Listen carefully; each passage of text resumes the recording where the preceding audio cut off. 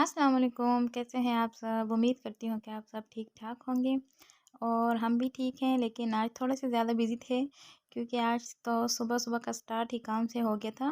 वैसे मैंने कल शाम को कपड़े धोए थे तो वो ऊपर ही पड़े थे, फिर मैंने नाश्ते से पहले ही सोचा कि आज कपड़ों का काम तमाम करूँ, उसके बाद ही मैंने बाकी काम करने हैं। क्योंकि कुछ कपड़े मैंने निकाले थे सर्दियों के, जैसे कि आपको पता है कि मौसम काफ़ी हो चुका है गर्म। तो अब मैं चाह रही थी कि जो मोटे-मोटे कपड़े हैं ना, मतलब जैसे जैकेटें वगैरह हो गई हैं और शॉल वगैरह हो गई, तो ये सब मैं रख लूँ।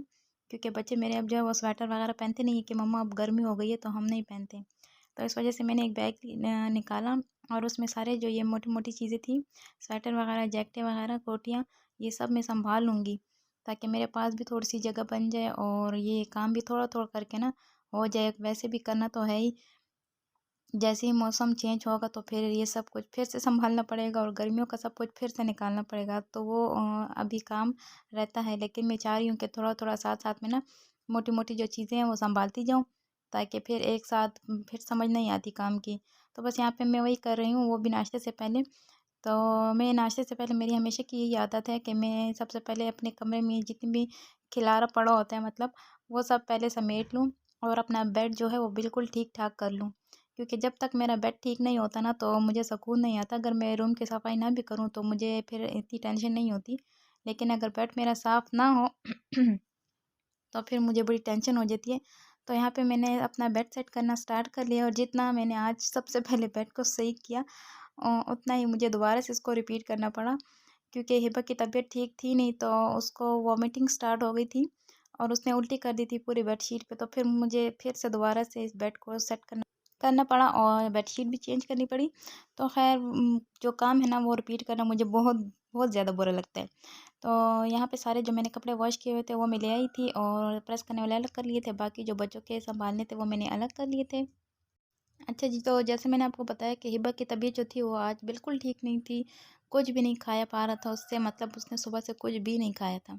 तो फिर मैंने सोचा उसके लिए थोड़ा-सा कस्टर्ड ही बना लूँ, हो सकता है ये भी खा ले, लेकिन उसने कोई शौक से नहीं खाया और बस फिर भी मैंने बना लिया था उसके लिए, क्योंकि उसकी तबीयत ठीक नहीं थी। उसने जो मैंने बिरयानी बनाई आज उसके सिर्फ़ जो सिंपल चावल होते हैं ना वो वही सिर्फ़ खाए।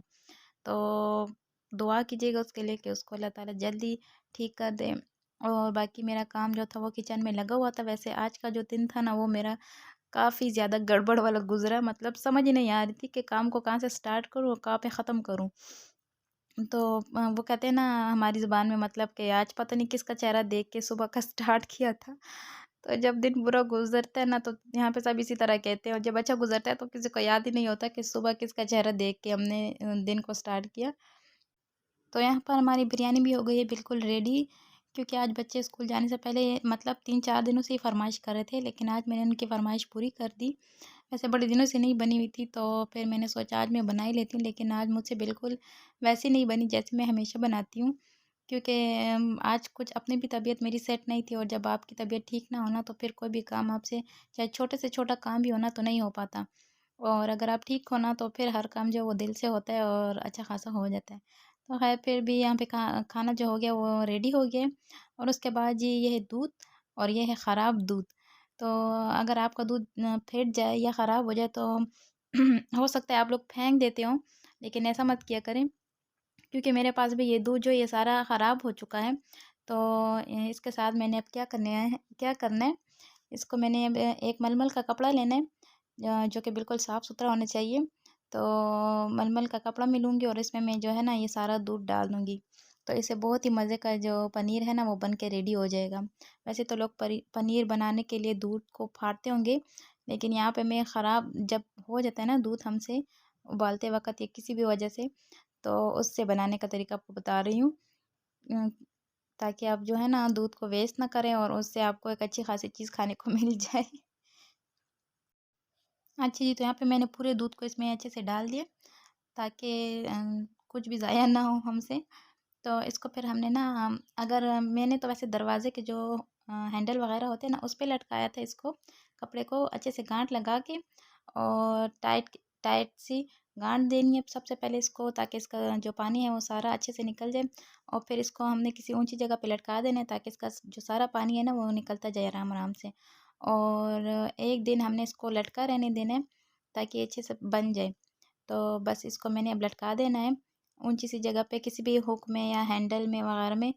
तो फिर इसको ये जब बन के रेडी हो जाएगा ना, तब मैं आपको बताऊंगी। वैसे मैंने कुछ जल्दी ही इसको उतार लिया था, मतलब खोल लिया था, क्योंकि मुझसे वेट नहीं हो रहा था। ये मेरी फेवरेट चीज़ है, मोस्ट फेवरेट कह लें। तो मैंने इसको जल्दी खोल लिया था, लेकिन ये अंदर से फिर भी ज़रा सा कच्चा रह गया था। तो अगर आप इस तरह कुछ बनाएं तो उसको आपने पूरा दिन देना है, मतलब 24 घंटे तो नहीं कह सकते, अगर आप चाहें तो 12 घंटे दे सकते हैं। ठीक है, तो यहाँ पे मैं इसको खोल रही हूँ और ये फिर भी बन गया था अच्छा खासा, और ये बन के रेडी हो चुका है। तो इसका टेस्ट जो था ना, वो बहुत ही ज़्यादा यम्मी था। मुझे तो पर्सनली बहुत ज़्यादा अच्छा लगता है पनीर। मैं तो वैसे ही खा लेती हूँ। तो यहाँ पे मैं आपको कट करके भी दिखाऊंगी कि ये कैसा बन गया है। तो कभी भी ना ऐसे दूध को वेस्ट मत किया करें, बल्कि ऐसी अच्छी यमी और डिलीशियस सी जो डिश है वो बना लिया करें। तो खैर, अगर वीडियो मेरी आपको अच्छी लगी तो आपने लाइक, शेयर और सब्सक्राइब लाजमी करना है, और हमेशा मुझे अपनी दुआ में याद रखा करें।